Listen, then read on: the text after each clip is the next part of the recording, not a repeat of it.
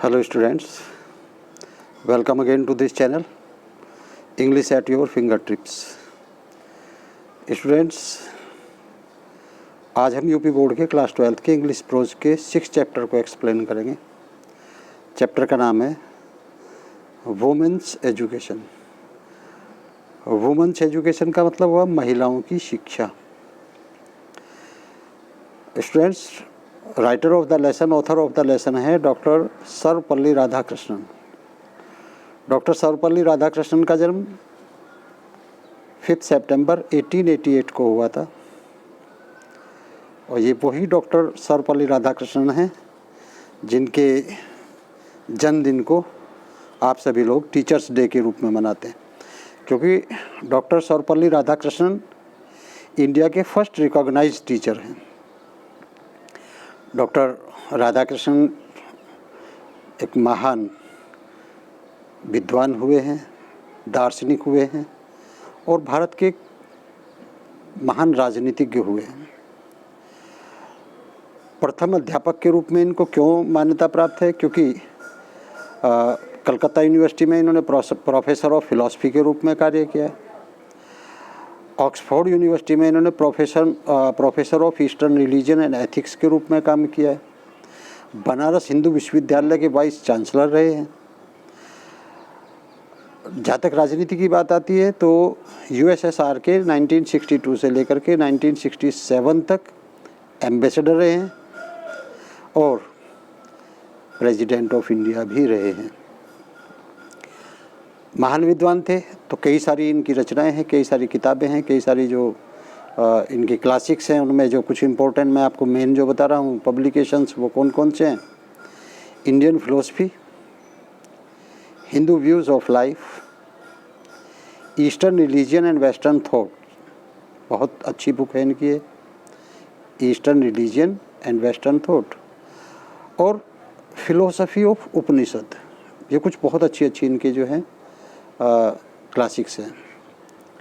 जहाँ तक present lesson की बात है तो प्रेजेंट लेसन जो है उसे सेलेक्ट किया है उनकी बुक ट्रू नॉलेज से, 1978 में पब्लिश हुई थी। ट्रू नॉलेज उससे लिया गया है।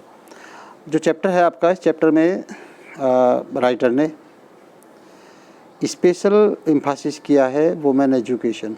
मानते हैं कि वुमेन एजुकेशन के बिना कंट्री की प्रोग्रेस नहीं हो सकती, तो वुमेन की एजुकेशन बहुत इम्पोर्टेंट है। दूसरा उनका कंसर्न है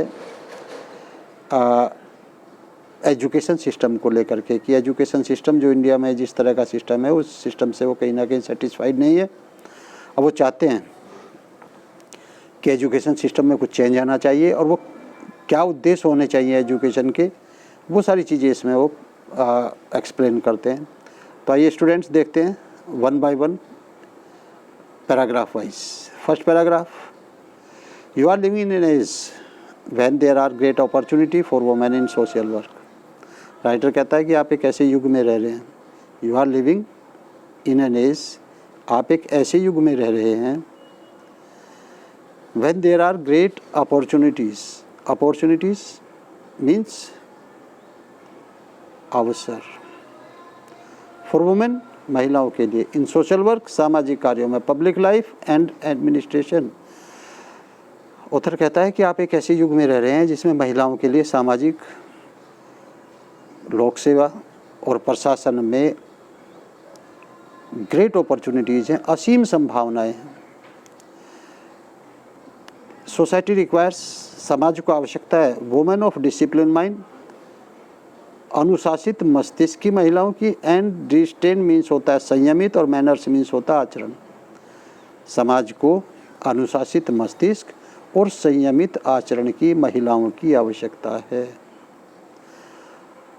whatever line of work you undertake, चाहे आप किसी भी तरह, वाट एवर मीन्स जो कुछ भी, line of work you undertake, आप जिस तरह का भी कार्य करते हों, राइटर कहता है चाहे आपका कार्य कुछ भी हो, you should bring it to an honest and discipline mind. You should bring it, आपको ये पूरा करना चाहिए, एन ऑनेस्ट, ईमानदारी से, डिसिप्लिन माइंड, अनुशासित मन से। आप जो कुछ भी कार्य कर रहे हैं आपको वह कार्य ईमानदारी के साथ करना चाहिए और अनुशासित मस्तिष्क के साथ करना चाहिए।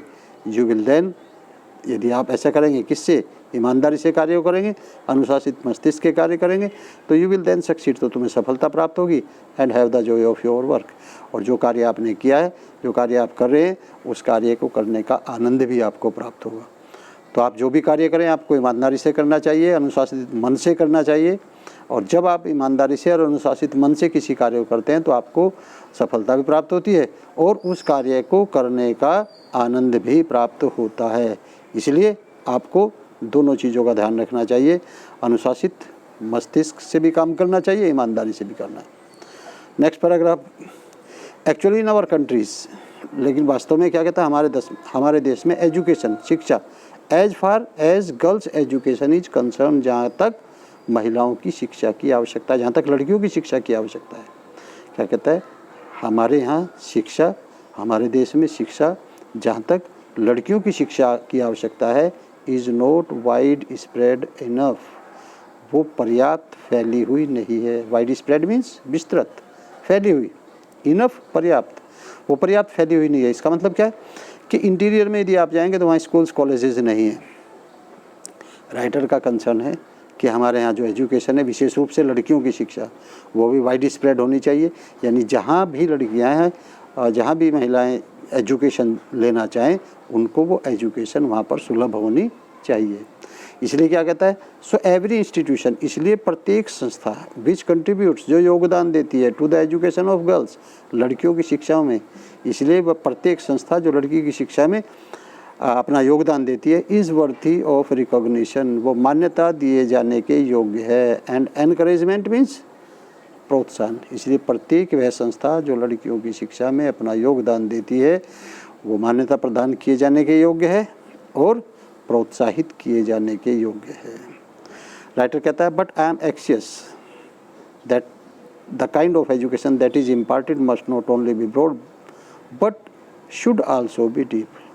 बट आई एम एंक्शियस, लेकिन मैं उत्सुक हूँ, मैं चिंतित हूँ, that the kind of education की जिस तरह की शिक्षा दैट इज इम्पार्टेड जो दी जा रही है, लेकिन मैं इस बात से भी चिंतित हूँ कि जिस तरह की शिक्षा दी जा रही है वो क्या, मस्ट नॉट बी ब्रॉड, वो केवल ब्रॉड ही नहीं होनी चाहिए, but should also be deep, वो गहराई लिए हुए भी होनी चाहिए। गहराई से मतलब यहाँ क्या है, यानी हमारी एजुकेशन इस तरह की होनी चाहिए, इस तरह की गहराई हमारी शिक्षा में होनी चाहिए कि हम जीवन के रहस्यों को जान सकें।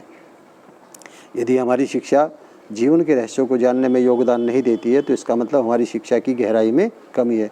तो इसलिए राइटर की यहाँ चिंता यह है कि जिस तरह की भी शिक्षा हमारे यहाँ दी जा रही है वो शिक्षा ब्रॉड तो होनी चाहिए, फैली हुई तो होनी चाहिए, उसके साथ साथ गहरी भी होनी चाहिए। क्या कहता है, we are lacking in depth, कि हमारी शिक्षा में गहराई की कमी है। राइटर कहता है, we may became learn and skill, कि हम लर्न हो सकते हैं, यानी शिक्षित हो सकते हैं, एंड स्किल और कुशल हो सकते हैं, हम शिक्षित और कुशल हो सकते हैं, लेकिन कहता है but if we do not have some kind of purpose in our life, लेकिन ये हमारी ज़िंदगी में, हमारे जीवन में किसी प्रकार का उद्देश्य नहीं होगा तो क्या होगा, आवर लाइव्स देमसेल्व्स बिकम, तो हमारा जीवन बन जाएगा ब्लाइंड, वंडरिंग एंड बिटर। तो यदि हम कुशल हो सकते हैं, हम शिक्षित हो सकते हैं, लेकिन यदि हमारी शिक्षा, हमारे जीवन में कोई उद्देश्य नहीं होगा तो हमारा जो जीवन है वो अंधकार में हो जाएगा। इसलिए शिक्षा के साथ साथ, कुशलता के साथ साथ हमारे जीवन में एक उद्देश्य भी होना आवश्यक है। द गीता सेज, गीता में लिखा है, क्या लिखा है गीता में, अब यहाँ राइटर कोट करता है गीता, द गीता सेज, गीता में लिखा है क्या, व्यवसात्मिका बुद्धि रेख, व्यवसात्मिका बुद्धि रेखा, इट मीन्स कि निस्वार्थ भाव से जब आप कार्य करते हैं तो आपकी बुद्धि स्थिर होनी चाहिए। यानी यदि आप निस्वार्थ भाव से कार्य करते हैं तो आपकी बुद्धि स्थिर होनी चाहिए। यदि आपकी बुद्धि स्थिर नहीं है तो इसका मतलब आप निस्वार्थ भाव से कार्य नहीं कर सकते हैं। फॉर माने क्योंकि ए ट्रूली कल्चर्ड, एक सच्चा संस्कृत मस्तिष्क वह होता है, there is a single mindness, उसकी मस्तिष्क में एक मन, उसकी मानसिक एक रूपता होती है। जो संस्कृत मस्तिष्क होता है, सुसंस्कृत मस्तिष्क होता है, जो सच्चे रूप से संस्कृत मस्तिष्क होता है, उसकी मानसिक एकरूपता होती है, a dedication to a single purpose, और एक सिंगल पर्पज, एक जो उसने उद्देश्य बनाया हुआ है उसके प्रति उसका डेडिकेशन होता है। डेडिकेशन मीन्स समर्पण होता है। दूसरी तरफ कहता है for the uncultured mind, for uncultured mind, असंस्कृत मस्तिष्क के लिए the whole life is scattered, पूरा जीवन बिखरा होता है इन मैनी डायरेक्शंस, कई दिशाओं में। और जो असंस्कृत मस्तिष्क होता है उसके मन कई दिशाओं में बिखरा हुआ होता है। उसके मन में आज कुछ और उद्देश्य होता है, कल कुछ और उद्देश्य होता है, यानी उसका उद्देश्य बार बार बदलता रहता है। और इसको गीता में कहा गया बहुशाखा हंस का, यानी मनुष्य का जीवन अनेक दिशाओं में बिखरा हुआ नहीं होना चाहिए। उसकी मानसिक एकरूपता होनी चाहिए और एक सिंगल पर्पज होना चाहिए, और उस सिंगल पर्पज के प्रति उसका डेडिकेशन होना चाहिए, तभी उसको एजुकेटेड माना जाएगा। अदरवाइज़ यदि वो मान लीजिए शिक्षित भी हो जाता है और कुशल भी हो जाता है, और यदि उसकी मानसिक एकरूपता नहीं है और उसका एक उद्देश्य नहीं है, तो इसका मतलब वो शिक्षा के उद्देश्य प्राप्त नहीं कर पाता है। Next paragraph students, therefore is essential, इसलिए एसेंशियल मीन्स आवश्यक है, that the education which acquire in these institution, की जो शिक्षा हम इन इंस्टीट्यूशंस मीन्स संस्थाओं में प्राप्त कर रहे हैं, जो शिक्षा हम इंस्टीट्यूट में प्राप्त कर रहे हैं, शुड गिव यू नॉट मरली लर्निंग एंड स्किल, ये केवल आपको शिक्षा ही ना दे, लर्निंग ही ना दे और स्किल ही ना दे, स्किल मीन्स कुशलता, बट एंडो, बल्कि प्रदान करे you with a definite purpose in life, कि जो शिक्षा हम इन संस्थानों में प्राप्त कर रहे हैं, इन संस्थानों में जो हम शिक्षा प्राप्त कर रहे हैं, वो केवल आपको लर्निंग और स्किल ही ना देने वाली होनी चाहिए, बल्कि आपको जीवन में एक डेफिनेट पर्पज यानी एक निश्चित उद्देश्य प्रदान करने वाली भी होनी चाहिए। What that purpose is, you have to define yourself. अब वो उद्देश्य क्या है, ये आपको स्वयं निर्धारित करना है। आपके जीवन का उद्देश्य क्या है, स्वयं निर्धारित करने वाला है, लेकिन जो संस्थाएं हैं जो शिक्षा प्रदान कर रही हैं, वो आपको उद्देश्य प्रदान करने वाली भी होनी चाहिए। इट इज़ सेड, ये कहा गया है, that Vidya gives you Viveka, ऐसा कहा गया है कि विद्या आपको विवेक देती है। विमर्श स्वरूपनी विद्या गिव्स यू ए सेंस, आपको एक ज्ञान देती है, व्हाट इज राइट, ये पता लगाने का कि क्या सही है, क्या सही है, इस बात का पता लगाने के लिए विमर्श स्वरूपनी विद्या आपको ज्ञान देती है। एंड हेल्प्स यू, और आपकी सहायता करती है to avoid what is wrong, गलत क्या है उससे दूर रहने में आपकी सहायता प्रदान करती है। तो जो आपकी जो विमर्श स्वरूपनी शिक्षा है वो आपको सही की पहचान करने में का ज्ञान देती है, और गलत से दूर रहने के लिए, गलत को अवॉइड करने के लिए आपकी हेल्प करती है। क्या कहता है, you must try therefore to find out what is required of you in generation, you must try, इसलिए आपको प्रयास करना चाहिए, फाइंड आउट, पता लगाने के लिए, what is required you in generation, कि इस वर्तमान पीढ़ी में आपकी क्या आवश्यकताएं हैं, इसलिए आपको इस चीज़ का पता लगाने का प्रयास करना चाहिए। A purpose which held good centuries ago, के उद्देश्य जो वर्षों पहले, शताब्दियों पहले अच्छा था, नॉट होल्ड गुड टुडे, आज जरूरी नहीं कि वो अच्छा हो, in the views of rapidly changing condition of our country and the world, क्योंकि हमारे देश की और वर्ल्ड की कंडीशन जो है वो रैपिडली चेंजिंग, रैपिडली मीन्स तेज़ी से बदलती हुई जो परिस्थितियाँ हैं हमारे देश की और संसार की, उन तेज़ी से बदलती हुई परिस्थितियों के ध्यान में रखते हुए यह आवश्यक नहीं है कि जो शताब्दियों पहले उद्देश्य थे जो बहुत अच्छे हुआ करते थे, वो उद्देश्य आज भी अच्छे हैं, ये ज़रूरी नहीं, आवश्यक नहीं है। सो इसलिए the purpose which you adopt, इसलिए जो भी उद्देश्य आप अपनाओ, अडोप्ट मीन्स अपनाना, जो भी उद्देश्य आप अपने जीवन में अपनाओ, मस्ट बी अडेप्टेड, वो अनुकूलित होना चाहिए, अडेप्टेड मीन्स अनुकूलित होना चाहिए, to relevant needs of present generation, जो वर्तमान की पीढ़ियाँ हैं उनकी जो आवश्यकताएं हैं, जो वर्तमान की पीढ़ियों की वर्तमान आवश्यकताएं हैं, आप जो भी उद्देश्य अपने जीवन में अपनाओ वो उनके अनुसार होना चाहिए, उनके अनुकूल होना चाहिए। ये नहीं होना चाहिए कि वर्तमान पीढ़ियों की वर्तमान आवश्यकताएं तो कुछ और हैं और आपने उद्देश्य कुछ और निर्धारित कर लिया, वो उद्देश्य आपका वर्तमान की जो आवश्यकताएं हैं, वर्तमान पीढ़ियों की जो वर्तमान आवश्यकताएं उनके अनुसार होना चाहिए। Next paragraph, every time we start we use our hymns. Writer कहता है कि जब भी हम शुरुआत करते हैं, हर बार जब भी हम कोई शुरुआत करते हैं तो वी यूज़ आवर हिम्स, हम क्या करते हैं, अपने हिम्स मीन्स होता है मंत्र, अपने मंत्रों का यूज़ करते हैं। एंड और अंत करते हैं विद सेइंग, क्या कहते हुए, शांति शांति शांति। जब भी हम किसी नए कार्य की शुरुआत करते हैं तो हम कार्य की शुरुआत करते समय मंत्रोच्चारण करते हैं। आप देखें इवन जो ड्राइवर होता है वो भी गाड़ी को चलाने से पहले अपनी सीट पर बैठ कर के प्रभु का स्मरण करता है, मंत्रोच्चारण करता है।